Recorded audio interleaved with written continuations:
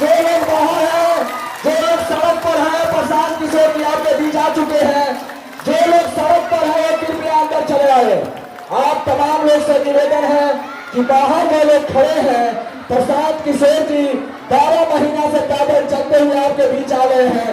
जो लोग बाहर खड़े हैं, जो लोग जिन्होंने कहा था कि प्रशांत किशोर जी के आने के बाद मैं अंदर आऊंगा, उनसे निवेदन है कि आप अंदर चले आए। प्लीज चाचा चाची काका काकी आप अंदर आ जाइए और सबको बाहर जाने दीजिए। उधर पीछे जाइए, जो लोग बाहर हैं वो अंदर आ जाए। बजनाथ बाबू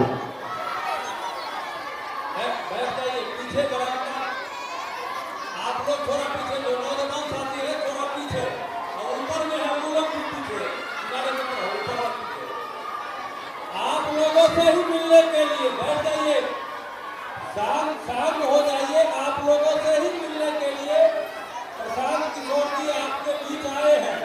12 महीनों से पैदल चलते हुए गांव-गांव जा करके लोगों से मिल रहे हैं और समाज के मदद से एक नई व्यवस्था बनाने के लिए प्रशांत किशोर जी आपके गांव भगतपुर मध्य विद्यालय के प्रांगण में ही आए हैं।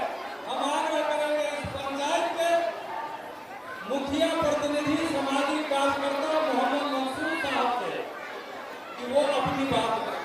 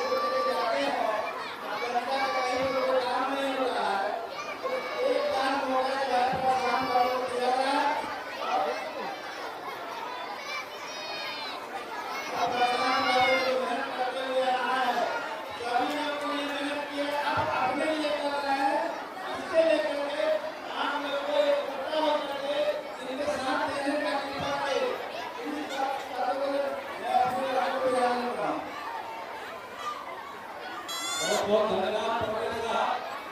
आप इस प्रोग्राम में पंचायती राज में लगातार मुखिया के पद पर कई बार 5 बार मुखिया पद पर निर्वाचित होते रहे। आदरणीय सुवर्णा से बात करने के लिए बहुत धन्यवाद।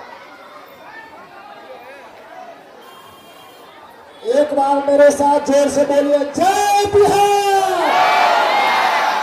जय बिहार। थोड़ा देर बातचीत करेंगे, हम लोग फिर कल से बातचीत करेंगे।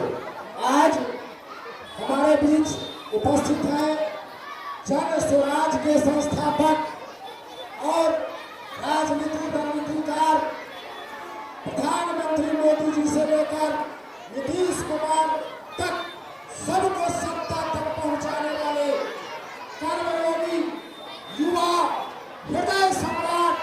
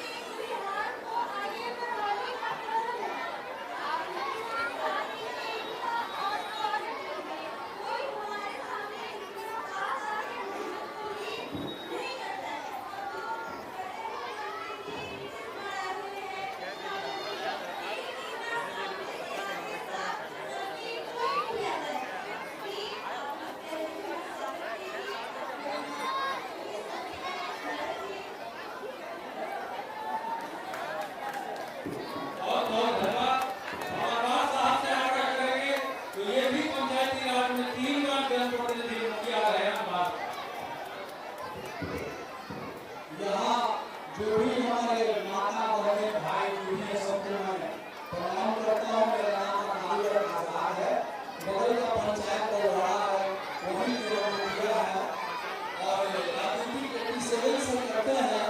प्रशांत किशोर जी घाटी प्रखंड के बगलपुर पंचायत में है। सारे माता बहनों और भाइयों की तरफ से इनका अभिनंदन है, मैं इनका अभिनंदन करता हूँ।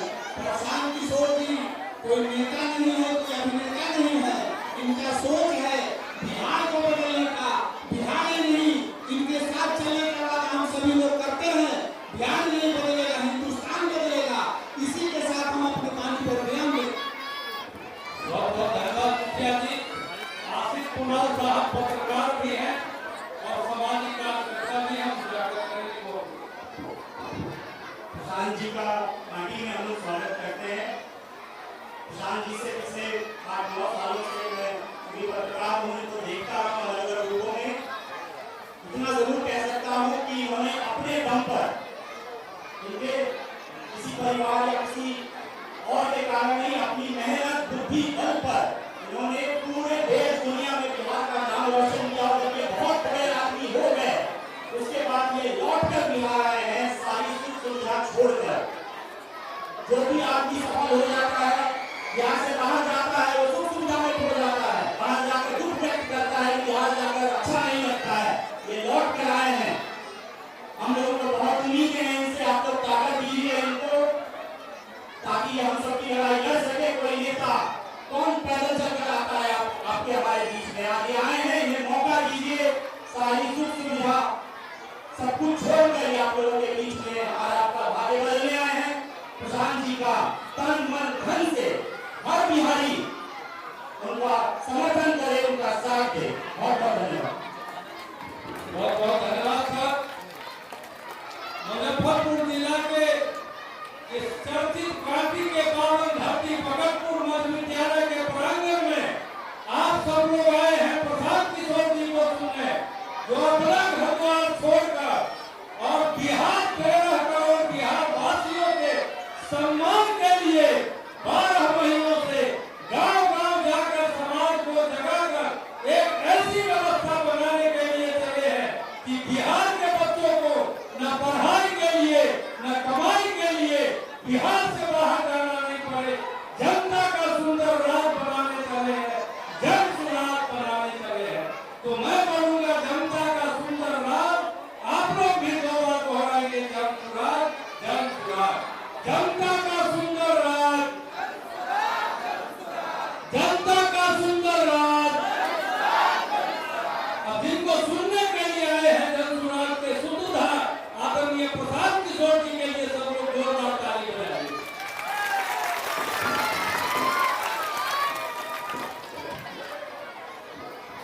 नमस्कार,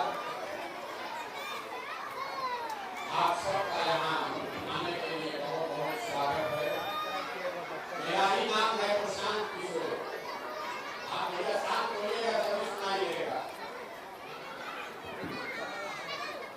मेरा ही नाम है प्रशांत किशोर और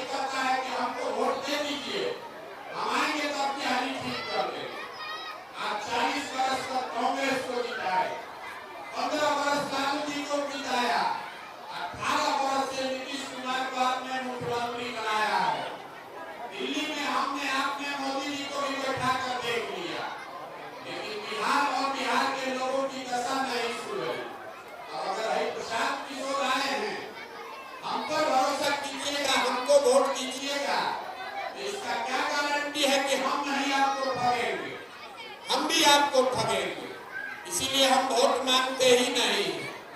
आपको बताएंगे कि आप अपने से कैसे गरीबी से निकल सकते हैं। देखिए, दुनिया में जितने विद्वान हैं उन्होंने बताया कि गरीबी से निकलने का 3 ही रास्ता है। पहला रास्ता है पढ़ाई। अगर आपका बाल बच्चा पढ़ लिख जाए, पढ़ लिख के नौकरी पा जाए, तो उससे उसका जीवन सुधर सकता है। दूसरा रास्ता है जमीन। अगर आप पढ़े लिखे नहीं हैं, आपके पास जमीन है, तो खेती किसानी करके भी आपका जीवन सुधर सकता है। और तीसरा रास्ता है पूंजी, पैसा। अगर आप पढ़े लिखे नहीं हैं, आपके पास जमीन भी नहीं है, लेकिन पैसा हो, तो कोई ना कोई छोटा मोटा रोजी रोजगार, दुकान व्यापार करके आप अपना जीवन सुधार सकते हैं। बिहार में आप देखिएगा, अपने गांव पंचायत में जाकर देख लीजिए, ज्यादातर आदमी के पास ये तीनों में तीनों चीज नहीं है। यहाँ जो गरीब आदमी है, उसका बच्चा पढ़ने जाता है स्कूल में, उसके पास पढ़ने का सुविधा ही नहीं। स्कूल में आपका बच्चा गया, खिचड़ी खाया, घरे चला आया। आप में से कुछ लोग हैं जो अपने बच्चों को प्राइवेट में पढ़ा रहे हैं, कोचिंग ट्यूशन करा रहे हैं, तो आपके भी बच्चों का भला नहीं होने वाला। स्कूल आप भले प्राइवेट में पढ़ा दीजिए, कॉलेज उसको सरकारी में ही जाना पड़ेगा। तो नीतीश कुमार के इस बिहार में स्कूल में खिचड़ी बंट रहा है और कॉलेज से डिग्री बंट रहा है। पढ़ाई दोनों में कहीं नहीं हो रहा। तो जब आपका बच्चा पढ़ेगा ही नहीं, तो मजदूर नहीं बनेगा तो कलेक्टर बनेगा, उसको मजदूरी ही करना पड़ेगा। तो पढ़ाई का साधन ज्यादातर लोगों के पास नहीं है।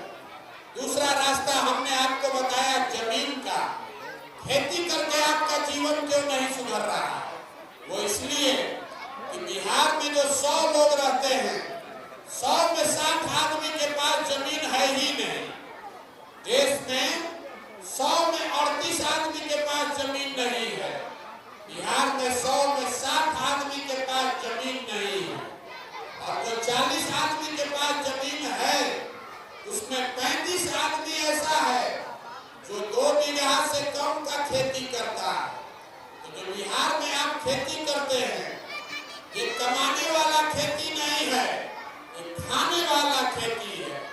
आपके खेत में उतना ही उपजेगा जिससे बाल बच्चे का पेट भर जाए, उससे कमाने का उपाय नहीं है।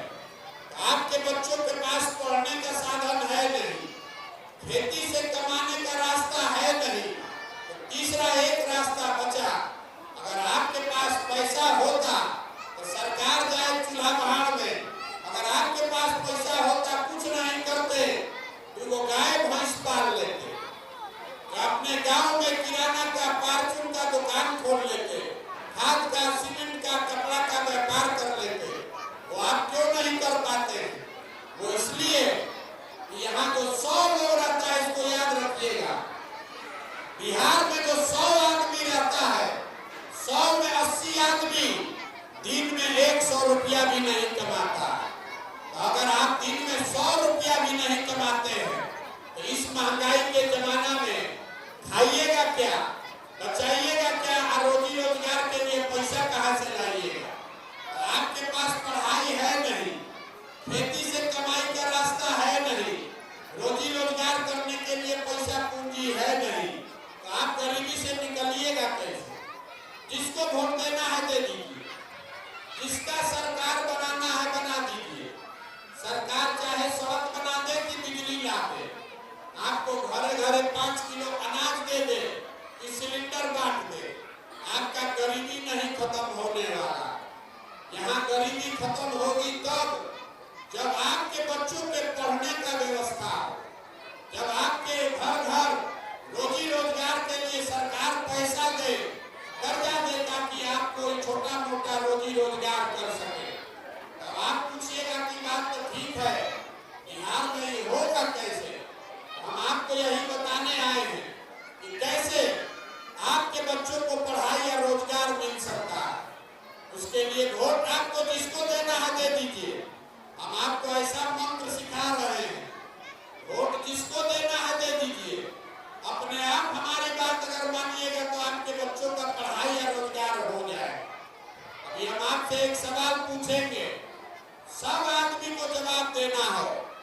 चाहे ना बोलना है हाथ उठाकर। अभी आपको समझ में आएगा कि आपका दुर्दशा क्यों है, आप उस दुर्दशा से कैसे आप निकल सकते हैं। सबको सोच के बताना है। जरा सोच के बताइए कि आपके गांव में और कुछ हो चाहे नहीं, सभी के बच्चों के पढ़ने के लिए अच्छी व्यवस्था होनी चाहिए कि नहीं होनी चाहिए? सबको हाथ उठा के बताना है, होना चाहिए कि नहीं होना चाहिए? इतना बात तो बुझा रहा है ना? अब जरा शांत रहिए, हल्ला मत करो। आपने कहा कि सभी के बच्चों के पढ़ने की व्यवस्था होनी चाहिए। आप में से बहुत लोग हैं जो खुद नहीं पढ़े लिखे, कोई अगड़ा है, कोई पिछड़ा है, कोई धनी, कोई गरीब, कोई हिंदू, कोई मुसलमान, कोई महिला, कोई पुरुष, लेकिन सब लोग को पता है कि ना भैया बच्चों के पढ़ने का व्यवस्था होना चाहिए। अब जरा अपने अपने बच्चों का चेहरा याद कर लीजिए। सब आदमी अपने अपने बच्चों का चेहरा याद कीजिए और एक बात ईमानदारी से बताइए, अपने बच्चों के नाम पर आप में से किसने जीवन में एक बार भी बच्चों के पढ़ाई के लिए वोट दिया? देखिए कैसे शांत हो गया पूरा काम। यही आपके दुर्दशा का कारण है। अभी आपने हाथ उठाकर कहा कि भैया पढ़ाई का व्यवस्था होना चाहिए।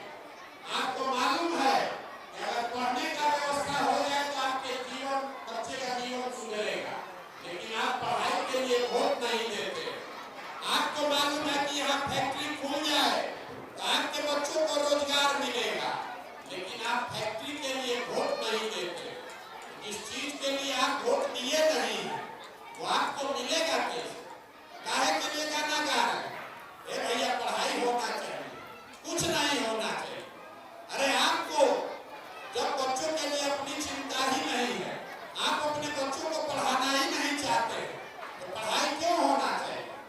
अब आप में से कुछ लोग कहेगा इसका क्या गारंटी है कि पढ़ाई के लिए वोट देंगे तो पढ़ाई होगा? इस बात का पूरा गारंटी है।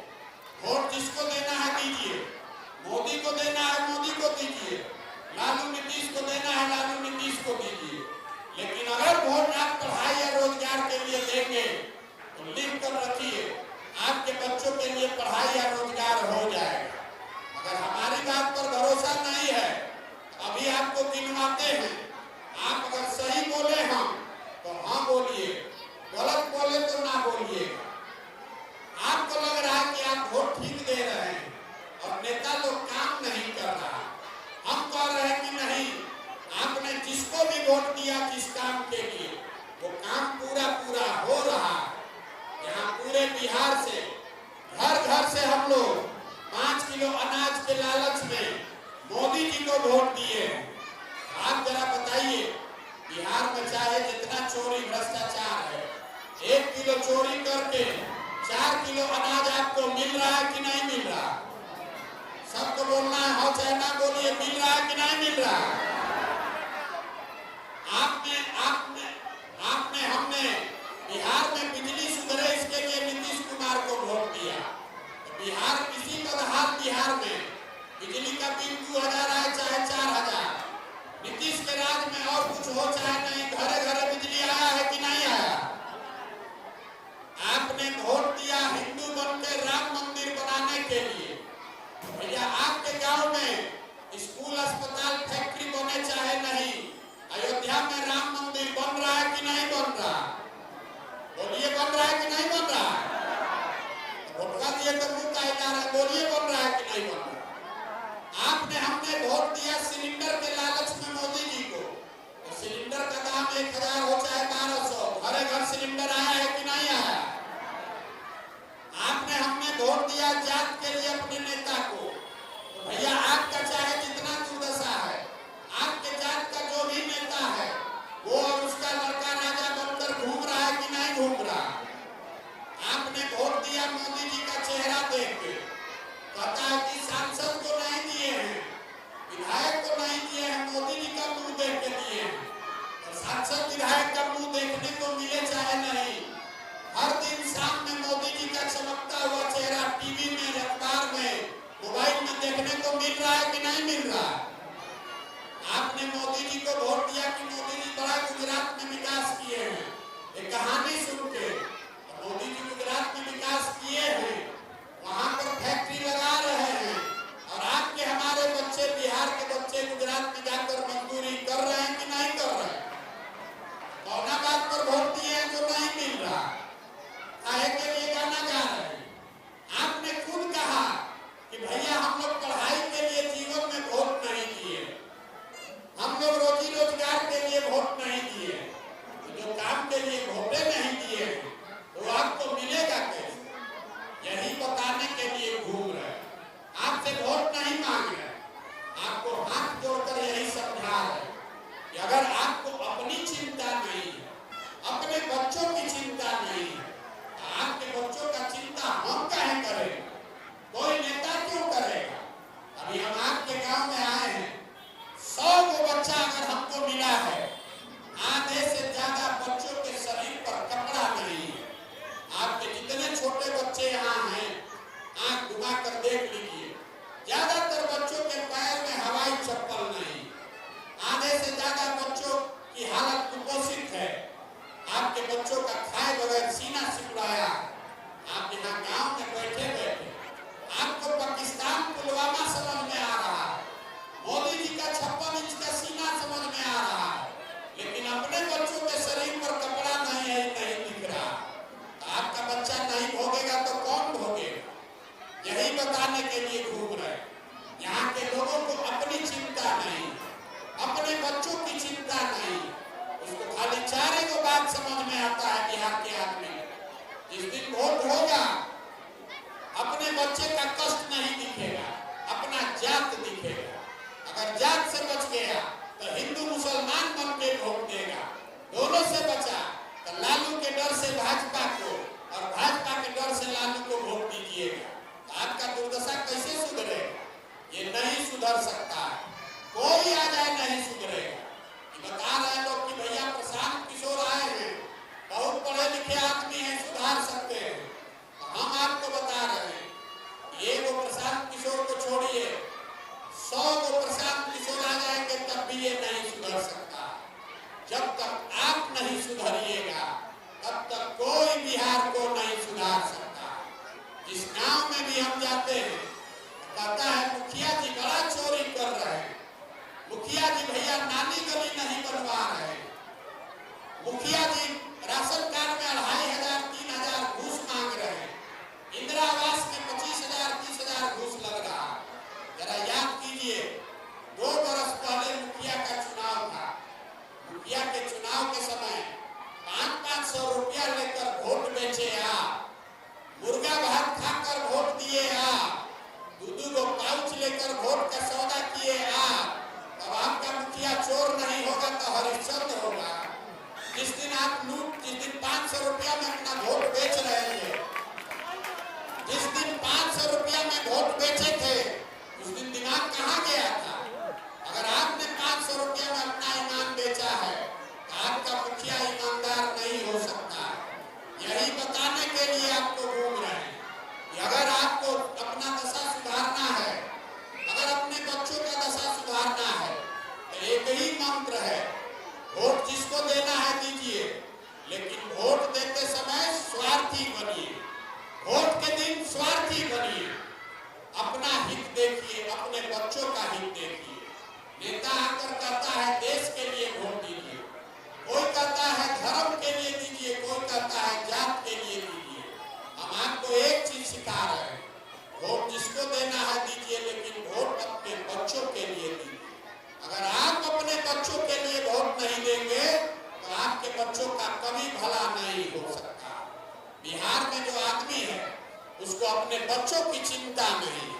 हमको कह रहे हैं कि भैया आपके साथ चलेंगे, हमारे साथ क्या खाक चलिएगा? अरे जो आदमी, जो समाज में लोग अपने बच्चों के साथ नहीं खड़े हैं, आपके नस में जाति का, धर्म का इतना नशा घुसा दिया गया है कि आपको अपने बच्चों का कष्ट नहीं दिख रहा। आप अपने बच्चे के साथ नहीं खड़ा है तो आप प्रशांत किशोर के साथ क्या खाक खड़ा होइएगा? अरे आप अपने बच्चों के लिए खड़े होइए, जगिए, ये जाति धर्म से बाहर निकलिए, एक बार संकल्प लीजिए कि अगली बार जब वोट देंगे तो अपने वोट अपने बच्चों के लिए देंगे और आपने वोट का कीमत लगाना सीखिए। आप तो इतना पूर्वक है कि आपको वोट का दाम लगाने भी नहीं आ रहा। मोदी जी देखिए देश के प्रधानमंत्री हैं, गुजरात के भी प्रधानमंत्री और बिहार के भी प्रधानमंत्री। कभी आपने सोचा कि मोदी जी गुजरात में फैक्ट्री लगा रहे हैं, बिहार में फैक्ट्री क्यों नहीं लगा रहे? वो इसलिए नहीं लगा रहे हैं कि गुजरात का आदमी कह रहा है कि वो मोदी जी फैक्ट्री लगाइएगा, रोजगार दीजिएगा, विकास कीजिएगा तो आपको वोट देंगे। अब बिहार में हम लोग कह रहे हैं मोदी जी चिंता मत कीजिए, 4 किलो अनाज दे दीजिए, हम लोग आपको 1 झोला वोट दे देंगे। यहाँ के आदमी का कीमतें हम लोग लगाए हैं 4 किलो अनाज। आपको 4 किलो अनाज चाहिए, अपना जात चाहिए, आप पेट भरने के लिए भात चाहिए, इसके अलावा आपको कुछ नहीं चाहिए। तो आपको दूसरा कोई देगा ज्यादा का? यही बताने के लिए घूम रहे हैं, यही एक लाइन समझा रहे हैं। अगली बार वोट दीजिए तो वोट अपने बच्चों के लिए दीजिए और वोट का कीमत अपने बच्चों के लिए रोजगार और पढ़ाई लगाइए। वोट का कीमत नाली गली नहीं है, न तो 4 किलो अनाज जीवन भर लेके घूमते रहिएगा, कभी जीवन में आपका विकास नहीं हो सकेगा।